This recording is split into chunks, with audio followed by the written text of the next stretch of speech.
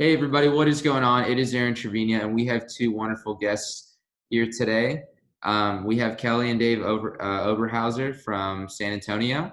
How are y'all doing? Very Good. good, very good.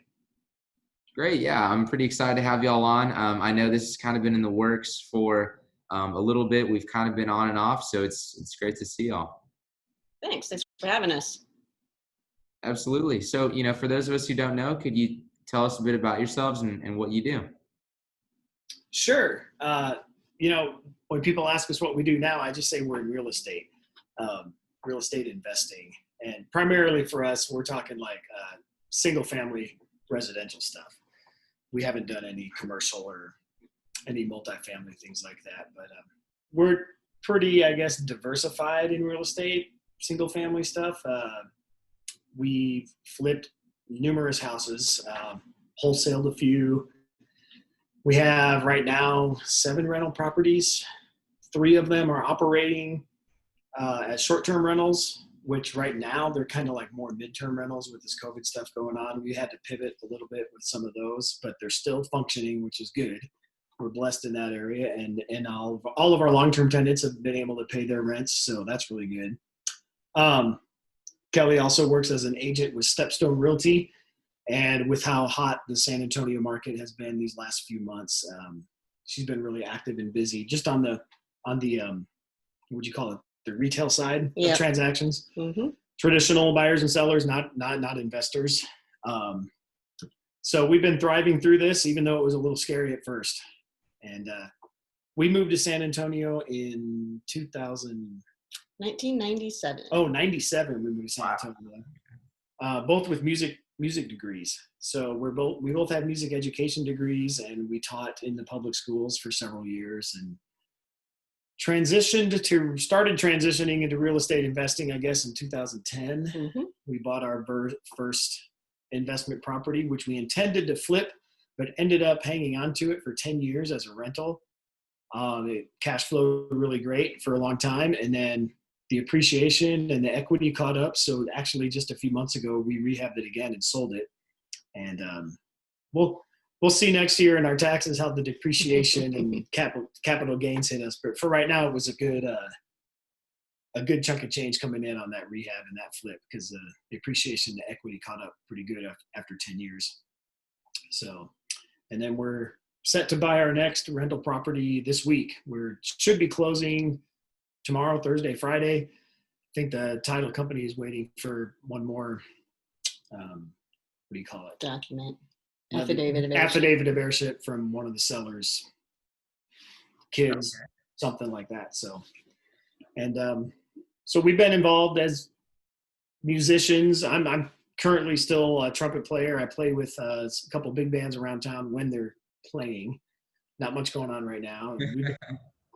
Over the years, we've been heavily involved in our church ministries and the churches we've been at. And so, but here we are today, real estate investors. Full time. Yeah. Wonderful. I'm just, obviously I'm interested in both y'all. I love music. I grew up listening to a lot of music, played piano for about 7 years growing up, so can definitely appreciate it. But I'm interested in kind of, was there something that kind of made you want to transition into real estate from music? Well, I think there were several things that led up to it. Our first house that we bought and lived in ourselves was a big fixer-upper. It was a big project. It was really stressful at the time because we weren't investors. We didn't really know what we were doing. But cosmetically, it was fun to fix up the place, so kind of got a taste for it there. We did have to do foundation repairs, and that was stressful because, we're from Iowa. We don't have foundation problems like we do here in San Antonio, and so that was kind of stressful. We've done that on tons of houses now, so no big deal now. So I think that kind of got us interested a little bit in the whole idea of fixing up houses. And, after working in the school districts for so long, it kind of got to the point where we realized it doesn't matter how good of a teacher you are and how much time and effort you put into it. You're just going to get paid on the scale that they have already set up. There's no room to really move up and advance your pay. So it was a nice opportunity to kind of see that the sky's the limit. And if you do work hard, you are going to get paid more and reap some benefits. So I think it was time. Yeah, a lot of things over time, but probably one book that was really meaningful in all of that decision, like that final decision to quit teaching, was the 4-Hour Work Week. Which you did a short YouTube video on that. I just saw that tonight. I was watching a little bit of that. Yeah. So I guess it was about 4 years ago. I was still working full time as a middle school band director. 4 years ago? 4 or 5, yeah. 4 or 5 years ago, I just had finished reading that book. Kelly was working on getting her real estate license, her agent's license. And the author, Tim Ferriss, posed a question in that book. He said, if you lost your job tomorrow, how confident are you that you can make ends meet, find something to do to make ends meet? And that question really hit me. I was like, we can do this. At the time, it was like, all we need is one realtor transaction a month or one wholesale or something like that. And that more than makes up for my salary as a teacher. So she had already quit teaching several years ago, and we were working part-time in music ministry as well. But that was kind of it. And that first house that she mentioned was a big fixer-upper. We weren't thinking of it as an investment at the time, but when we reflect back on it, that was probably our first investment property.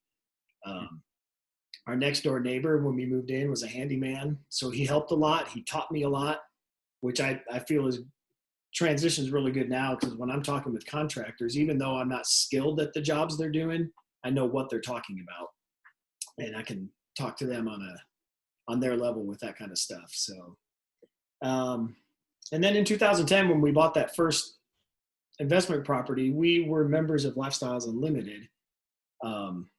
Learned a lot there about being landlords and passive income. And that's kind of where it just took off. I think in that first 2 years, we bought or flipped I don't even remember. 3 or 4 houses in the first 2 years, which doesn't seem like a lot for some people compared to what they do. But for us, that was getting the ball rolling pretty well. So. Sure, absolutely. No, I think it's well, thank you. I appreciate that you watched the video I did on with about the 4-Hour Work Week. But was there anything in the book that you remember that really kind of, no pun intended, struck a chord in you? Well, that was it. The biggest thing was just the idea of buying time. When I was a middle school band director and we had middle school age kids ourselves, I would be missing some of their events because I had an event I had to be at. And so just getting some of that time back, freeing up our time so we can do what we want to for the most part with our time was a big thing. And I don't feel like we've accomplished the 4-hour work week yet. We're pretty close to a 4-hour work day sometimes, which is kind of cool. We'll do a little bit of work and then go spend the day watching our kids play tennis or something like that, which is neat.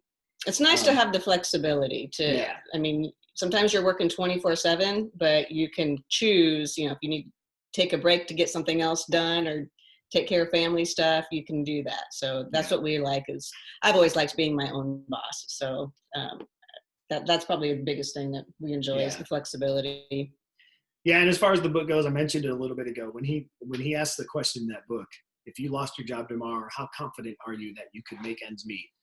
Yeah. And for us, we were pretty confident that we could do something. Even if I needed to go work at a restaurant as a waiter, deliver pizzas or something, we'll do something until we get the ball rolling in the direction we want it to go. Sure, absolutely. I think it's remarkable that, not only one of you, but both of you were completely on the same page in this endeavor, and you went in and did it. And there's plenty of people that kind of faltered at that time. It's easy to get inspired by a book and do nothing, but both of you took that leap of faith, and I think it's awesome. Yeah. Yeah. Yeah, absolutely. So if you don't mind, what do you think, do you remember your first deal? Could you kind of maybe explain how you found it, where it was and, what you ended up doing with it? Sure. It was, I don't know if we were members of Lifestyles Unlimited at the time, but we weren't.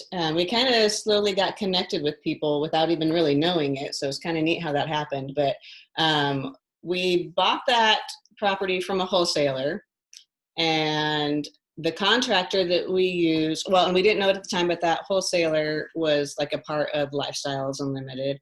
And then our contractor that we chose, like we interviewed 3 different contractors. The one that we chose was a vendor for Lifestyles. And our lender was with Lifestyles, but we didn't know any of that at the time. Mm-hmm. And then people asked us if we were members of that organization. We were like, I don't even know what it is. So anyway, we kind of got connected there, and that's where that all started. But the property was on the northwest side of San Antonio. Yeah. Typical 1980s build, 2-story, 3-bedroom, 2.5 bath. In a neighborhood that feeds into a good school district, but the neighborhood itself was not spectacular, which probably we didn't realize that at the time. We were kind of young at it, didn't quite fully grasp that concept of an appreciating neighborhood, and it took a long time for that neighborhood to appreciate. But once we rehabbed it, our intent was to flip it.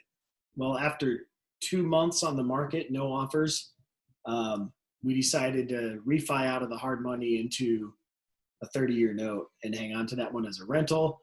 And with all the training we had received, mostly from Lifestyles Unlimited, we got some good tenants in there. In 10 years, we only had 2 different families in the house. So that's something I kind of pride ourselves on, is taking good care of our tenants. Yeah. I know some investors are like, I don't even want to know them. This is just a business to me. And for us, it is a business too. But I like to take good care of our tenants, so they take good care of the property. So that property, we bought it for 47. I think it was worth 90 ARV. When we sold it this year, we sold it for 145, and we sold it right as COVID was hitting hard. And so we really didn't know what was going to happen putting it on the market, if we were going to get a good offer or not. But sure enough, we had tons and tons of showings and lots of offers. So even with COVID going on and everybody being very unsure about it at that time, we still got good offers, and it sold it very quickly. So it was a good experience. We recently put together all the numbers on it to see how we did, and overall it was a very good deal for us. Just in rent, it paid, got all our cash back in just, I think, 4 years. And then the rest of that rental income was profit. What we did notice is that after 4 years, so this was a house that kind of needed everything. And so for the first 4 years, there was hardly any repairs that we had to do. So not many expenses that came along the way. Because we had already rehabbed everything. Yeah. From the HVAC down to new toilets and faucets and everything. Yeah. But once we hit year 4 to 5, that's where more expensive things started happening. Maybe several littler things, but some bigger things. And so the cash flow kind of started going down because there's more upkeep that needed to be done on the property. So that was interesting to see over a 10-year period, how that fluctuates, I guess. But it was good to look at all that and all those numbers and see the data and everything. Kind of made me think that we need to start doing that, keep that kind of data with all of our properties on an ongoing basis, so we can really see how they're all performing at a particular time and over time. So it's important to know that, where your money's at, and if it's making you good money or not, Yeah. So that was our first house. And I think when I reflect back on it, I think some investors might have quit after trying to flip a house and it didn't sell. But because we knew the strategy of buy and hold real estate too, we just converted it to that and kept on going with the next one. Yep. Sure. So why do you think that, maybe a few investors would have stopped where you kept going? Why do you think the average investor would have just quit?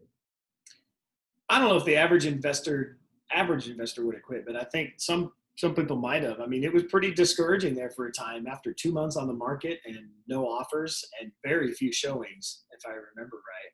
Well, and I think something to be learned from that. I wasn't a realtor at the time, and we just listed it with the wholesaler that we bought it with because he had a realtor's license, but he didn't really do any marketing for it. Like when I see what I do now as a retail realtor, working with other clients, I can see what I would have done differently on that to get it sold.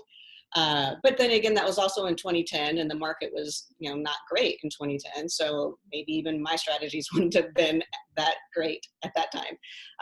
But I think that was a lot of it, was that it's important to have a good realtor when you're selling your property, somebody who can really watch what's going on and take all the calls and respond to people and look at the strategies and figure out how to get the property sold.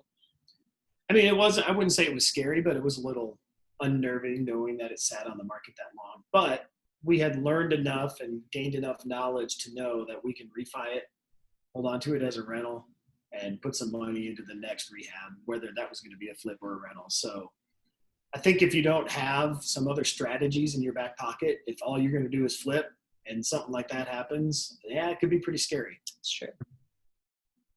Yep. I guess what do they say? Don't put all your eggs in one basket, right? Yeah. Yeah. So, I mean, all of our eggs are in real estate, but it's nice to have some different avenues in real estate. So yeah, that's definitely been important to us. Yeah. Sure, of course. I'm just curious, you kind of ran through a bit of the numbers, talked a bit about data. I mean, are you kind of keeping that data in spreadsheets, or just how are you doing that? Yeah, in spreadsheets. I try to, at the end of each year, when I'm preparing for our taxes each year, I try to get some of those basic numbers written down. So over time you can see, well, how much did we spend on the holding costs, just mortgage and taxes and insurance, how much money actually came in from rent, and how much money did we spend on repairs and any other expenses. But she's got like 2 or 3 different spreadsheets going, tracking different sorts of data with each property. And she's got it laid out by property or by year, by month. We've got a spreadsheet that tracks how much on our short-term rentals, how much we're spending each month on utilities and things like that. And then as far as the bookkeeping end of it goes, we've been using Quicken for years. We looked at transitioning to QuickBooks last year, but for our purpose, it just didn't seem to justify the cost of it, and the learning curve it would have taken just didn't justify it. So we just stuck with the system we were using. But yeah, Quicken and multiple spreadsheets to track different parts of the data. Yeah. Okay, fair enough. And in terms of finding deals, I mean, is it mostly word of mouth? Do you use mailers, or what are kind of your marketing strategies you like to implement? So over the last 10 years, we've done lots of different type of marketing, not on huge scales, but lots of different marketing. We've done direct mail to pre-foreclosures, to probates. We've done some bandit signs. But what we've discovered for us, most of our deals come from what we call our sphere of influence. People who know us, who know what we do. As a musician and as teachers, we built a pretty big sphere. And then being involved in a rather large church here in San Antonio, we built kind of a big sphere of influence. So that's where most of them have come from, just people who know what we do and say, hey, like one in particular, a musician friend of mine, a band director, several years ago said, hey, my mom is getting to the age where we got to move her out of the house. It needs a lot of work. Why don't you guys come look at us and look at it and see what we can work out? And that turned out to be one of our best flips in the last 3 years. And it was fun because he lived right next door. So he got to watch the whole process from start to finish. It was fun for him too. Cool. And we did a little private open house for the family once we had the rehab done. And it's so cool to see people who, grew up in that house and, just knew it one way, because a lot of times these houses don't get changed or rehabbed hardly at all over a long span of time. And then to see it just completely different. And a lot of times people are like, oh, that's exactly what I said we should always do. And so it's neat to see the transformation on a property and to, make it something that people love again. Yeah, and we've even done, as far as marketing, we've tried blanketing a neighborhood with postcards advertising Kelly as a realtor. Just didn't get much from it. So I would say really, it's more the sphere of influence. And so I'd say we do quite a bit of Facebook marketing, just posting, just to keep, remind people what we do. And keep on the front of their minds if they or somebody they know needs help, whether it's an investment property for us or a realtor deal. Then hopefully they'll contact us. And the nice thing there is we've already earned their trust, and so you don't have to build that from the beginning. It's already there. They already know they can trust us. They've already got that relationship. So I think that the sphere of influence has been huge for us. But we have found some deals that have just been out of the woodwork that we're like, oh, where did that one come from? Yeah. So a wide range. And then recently we've been researching, social media marketing, and not so much buying ads, but just being more intentional with what we post personally and on our business pages, and learning how those two can kind of interact with each other to keep that sphere of influence going and growing. So that's kind of where our next step is just being more intentional with the social media stuff. Sure, absolutely. Just in terms of kind of posting personal content and then business content, or just making strategy, or what does that look like? Yeah, kind of both. Just using Facebook as a purely social aspect. Just people who are our friends, right? They get to see what we do on a regular basis, just us, Dave and Kelly, and our family. But then we also kind of hit them from time to time with I don't know, what you might call an advertisement. Hey, here's how we can help you, or this is what we recently did for this. And, we're looking at building maybe a did you know type campaign. Did you know if you protest your property taxes, blah, blah, blah, that kind of stuff.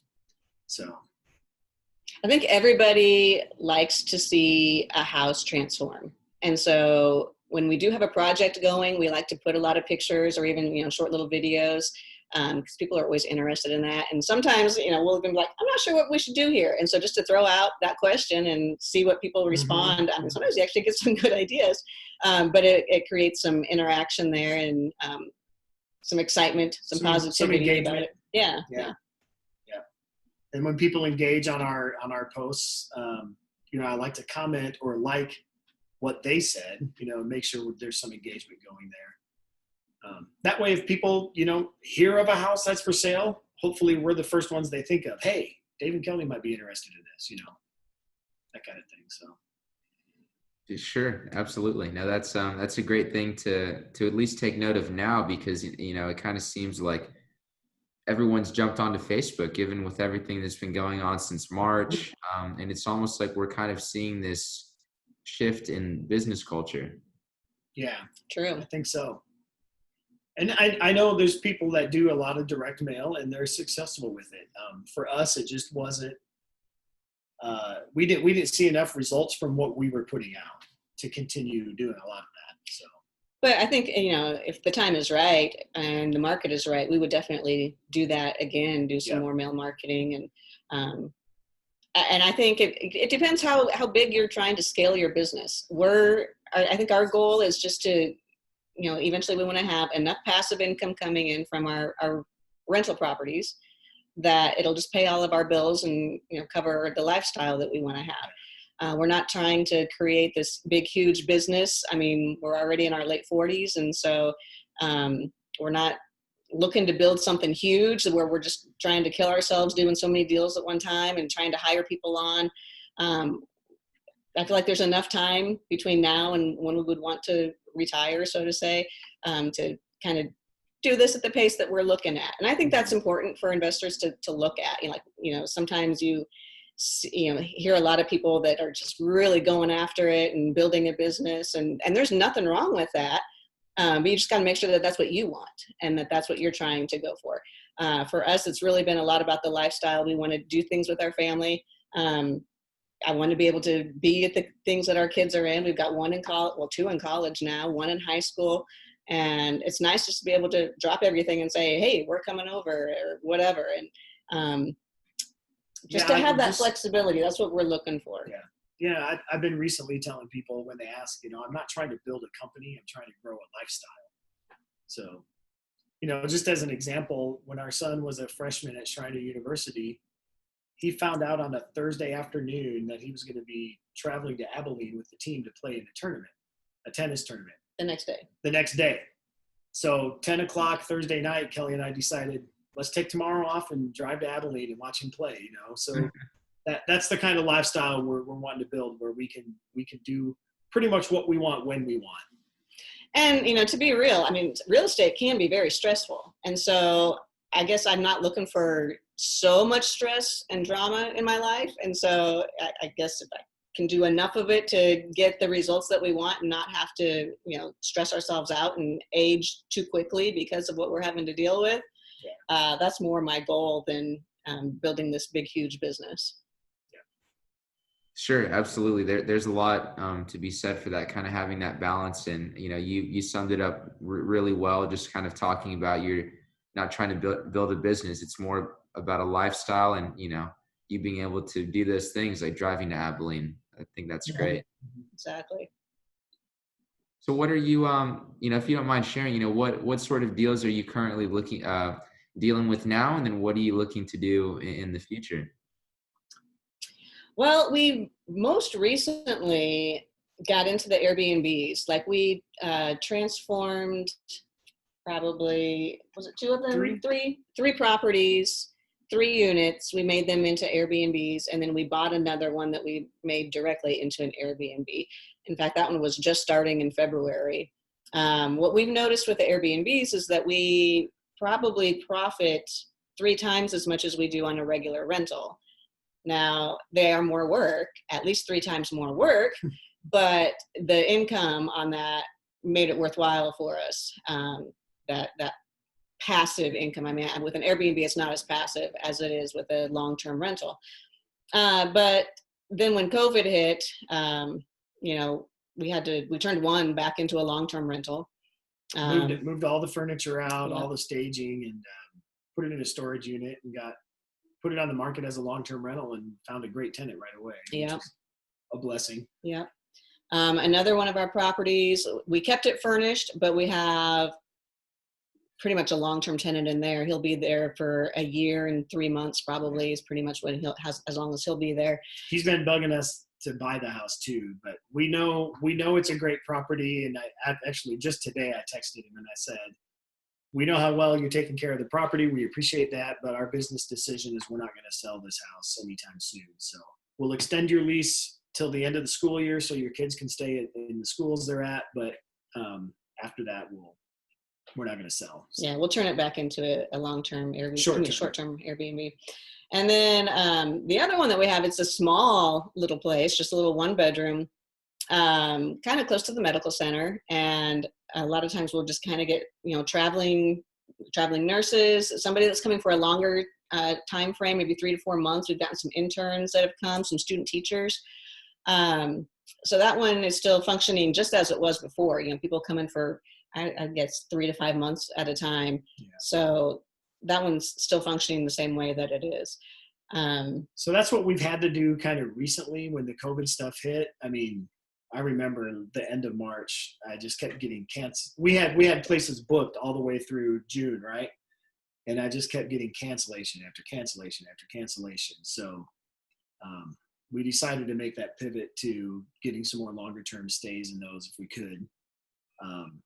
And then Kelly's been really active as a realtor the last 2 or 3 months. Yeah, I mean, the market is just, everybody's buying because interest rates are so low. And so it's been good for retail real estate. People want to buy and they're willing to pay top dollar. And you would say your clients on the retail end are coming from sphere of influence mostly too, right? Yeah, for the most part. I mean, we got one, the house was a fixer-upper. It was a probate. It was somebody we'd given our card to probably 5 years ago on another deal. We just met him across the street. Hadn't heard from him since. He called out of the blue and was like, hey, my parents' house, you know, they both passed away and we need to sell it and it needs work. So we looked at it as investors. The numbers didn't work, and I knew I could sell it for more on the MLS. And so I listed it for them, and sure enough, they got a good price for it. So again, yeah, sphere of influence, but I think the networking is important too. You know, however many people you can get your card out to, I guess, or get into their phone contacts, you never know who's going to remember you and give you a call at some point. So it's like, I guess every relationship and every introduction you make, you never know what that could turn into. So I always put some effort and value into that. So yeah, in the last few months, it's been a lot of pivoting a little bit on those short-term rentals. Kelly's been active as a realtor, and then we did a couple flips. And then hopefully this week we should be closing on what will be our next rental property. And that's going to be a pretty big rehab, even though it's kind of a small house. It needs a full. We're not going down to the studs, but it needs a full gut job. Other than that, Yep. So that's what we're working on now. Okay. Could you kind of maybe elaborate a bit more about that, kind of relating to rehabs? What would how would you know if you need to really rip it down to the studs, or if it's just kind of a cosmetic rehab? Good question. And I think different investors have different strategies. For us, it's not a lot different for us whether we're going to hold the property as a rental or if we're going to flip it and sell it. There might be a few things that we tweak, but not a lot. I mean, if the property needs a new kitchen, it needs a new kitchen. We're not going to try and salvage cabinets that are water damaged and falling apart.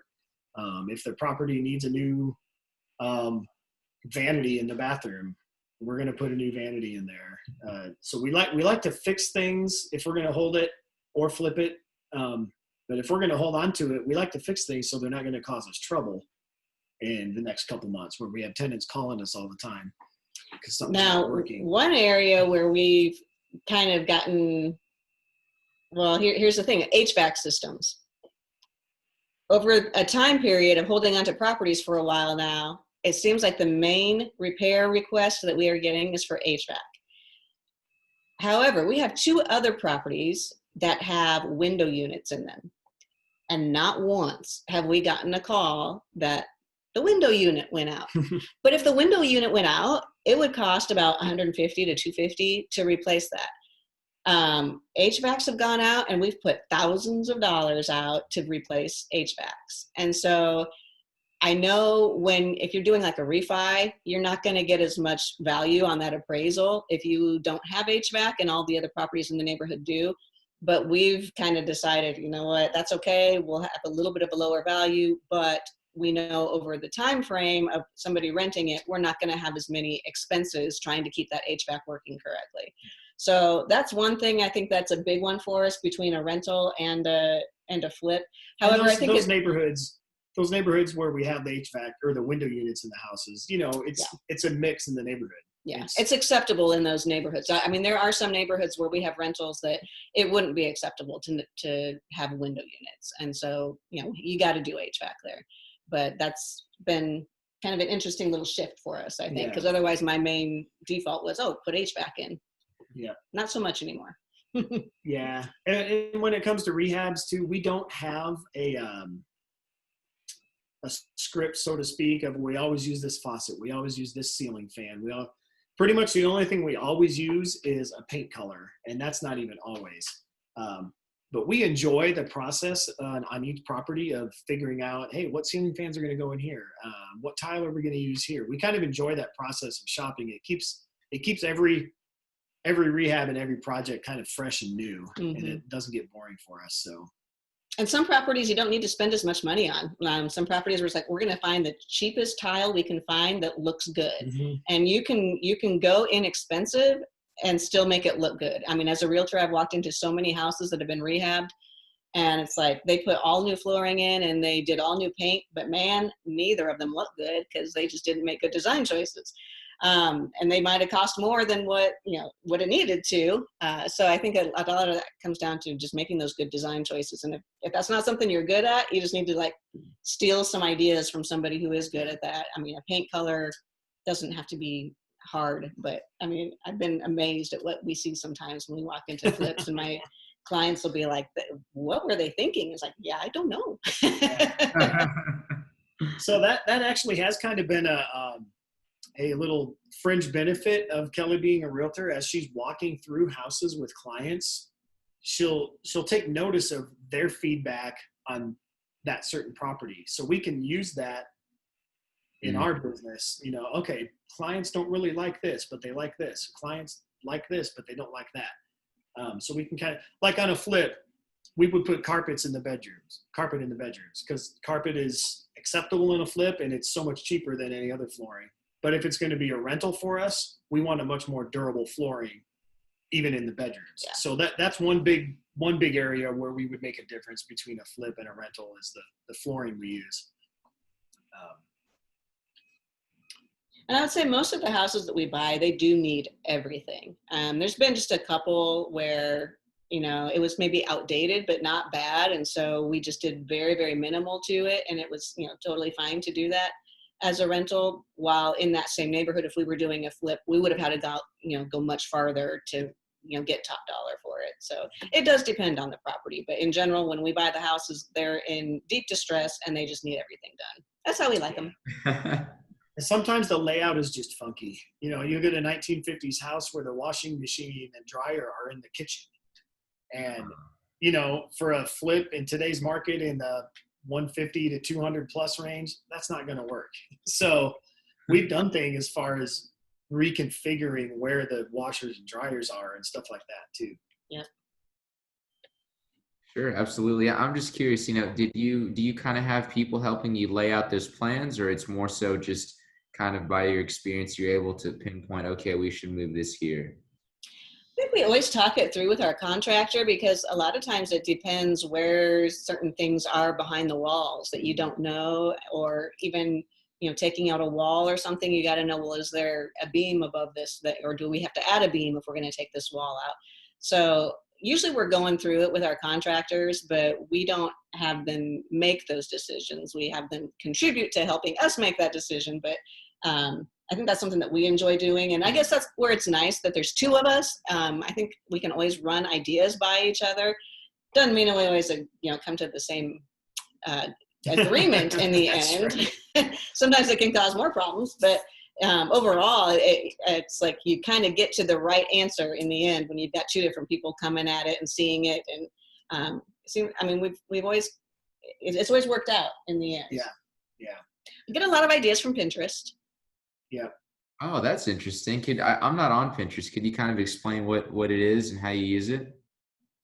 So to me, it's kind of like a magazine. And so most of the stuff that I'm looking at on Pinterest is house stuff. And so you have a board where you pin the items that you found onto that board. And so you keep them all in one place. So usually when we have a new project, we usually just call it by its street name. So whatever the street name is, I'll, you know, make a folder, so to say, or a board, and then pin ideas to it. So it might even be exterior colors that I think would look good on this particular house. Or if it's a kind of a weird kitchen, maybe it's a really small kitchen. And so I'll find ideas for small kitchens and put all those ideas in there. I don't know that we really come up with a lot of unique stuff, but we're pretty good at seeing ideas and figuring out how we can incorporate those and which ones will work well in the particular project that we're looking at. Yeah, for instance, you know, we typically do our own landscaping on projects, light landscaping, nothing super heavy, just because the cost is in the labor and the materials are cheap, and we like to work outside. But if I'm working on a landscaping project, like if I need to build, there was one time I had to build some stairs, just some outdoor stairs. So I jumped on Pinterest and just Google searched outdoor paths and stairs, and just scrolled through all the pictures that were there, and kind of came up with the design so you can find some DIY stuff there on Pinterest too, like how-tos, step-by-step how-tos, which is really neat. Kitchen shelves is another one. We've looked at lots of different ideas for kitchen shelving rather than upper cabinets. The gas pipe shelving has been popular, and it's actually, if you make it ourselves, which we do, it's cheaper than buying cabinets, and it's popular right now. So you have your pretty things out on a shelf, and that's just what's in style right now. So I guess, you know, Pinterest is another way to see, well, what's the trend right now, and so that helps to get those ideas. Yeah, I'd say Pinterest has been a good design idea factory for us. So yeah, definitely. Wow, how about that? I wouldn't have thought. Yeah, yeah, But you can find anything on Pinterest. You can find biking stuff. You can yeah. find recipes, of course, and I mean anything that you're interested in. A lot of guys will think, oh, it's for women, but I mean, there's all kinds of guy interest stuff on Pinterest too. So Yeah. I've got it's a got everything. mountain biking board on Pinterest that I look at and add to from time to time. So Okay, fair enough. I'll have to give it a go. Give it a yeah. go. Alrighty. Well, is there anything else that y'all haven't mentioned that you'd really just like to hammer home? I don't think so. I mean, we've covered pretty much who we are and what we're trying to do. I'd say one of our challenges is finding good refinance options. That's probably one of our biggest challenges. Yeah, because we run a lot of our money through different entities and not us personally, we don't pay ourselves a wage. Mm. So us personally, we're not very lendable right now. So if Kelly and I wanted to go buy a new house for us and try to get a mortgage loan on it, even though we're making plenty of money, when you look at our taxes, it doesn't look like we make that much money because a lot of the money runs through our entities and doesn't come to us as a salary. So that's one of the things we're exploring right now. Yeah, I mentioned at the beginning we're working on getting that C Corp and all the other entities up and running like they should be. That will benefit us the best business-wise and personally. So that's a path we're on right now, is getting that going. Yeah, with no W-2 income, it makes it hard to qualify for conventional lending. So most of our refinances are done in investor-friendly products, which are going to have a higher interest rate. Yeah. And then that, of course, cuts down on the cash flow. So I think there's hard things and there's easier things. And I think that's one of the harder things that we have to deal with is getting a good refinance. Yeah, we have a property right now that is coming up on a 5-year balloon. It's a tiny little 1-bedroom house in downtown San Antonio area, and the value is only like $60,000. Our loan balance on it is $40,000, and it's hard to find a lender who wants to do that. Most lenders have a minimum of like 50 or 75 or 100K that they're going to lend on. So that's one of our challenges. Yep. Other than that, we're loving real estate. Yeah. Good place to be. Trying to teach our boys about it and get them going earlier than we ever started. Yeah. I would definitely say if you're getting into it, start keeping good records of keep good books from the start, because it's harder to catch up later. So. Yeah. Absolutely. And it kind of seems like you gave a great example of what you do with Pinterest, kind of seeing what's trending. And if anything, kind of seeing what's trending with your deals, Yeah. Okay. Well, maybe someone's watching, they really, they want to get in touch with y'all. They really enjoyed this conversation and what you have to say. Where can we find you? You can find us on Facebook, Flippin Awesome Houses. FLIPPIN. No G. No G. Flippin Awesome Houses. And that's also FlippinAwesomeHouses@gmail.com. And that, just as a little side story, that Flippin Awesome Houses, how we came up with the name for our company is we just kind of put it out there on Facebook several years ago. Hey, we're jumping into real estate. We've got it kind of going now. We're about to form our first entity and we need a name for it. So we just put it out there on Facebook, and people tons of people just replied over and over with these ideas for entity names. And we said we'll pay you a $100 fee for $100 on the first deal we do in that entity name. So somebody came up with the name of Flippin Awesome Houses, and we went out and bought a house, flipped it, and we gave them their referral fee, so to speak. So that was kind of, creative fee. yeah, their creative fee. That was kind of a fun way to do it. I like that. So, yeah. You offer money and people will do all kinds of stuff for you. That's a great That's how you can find us, FlippinAwesomeHouses@gmail.com, or just on Facebook, search for Flippin Awesome Houses. Okay. Yeah, I'd be happy to put that in the description as well.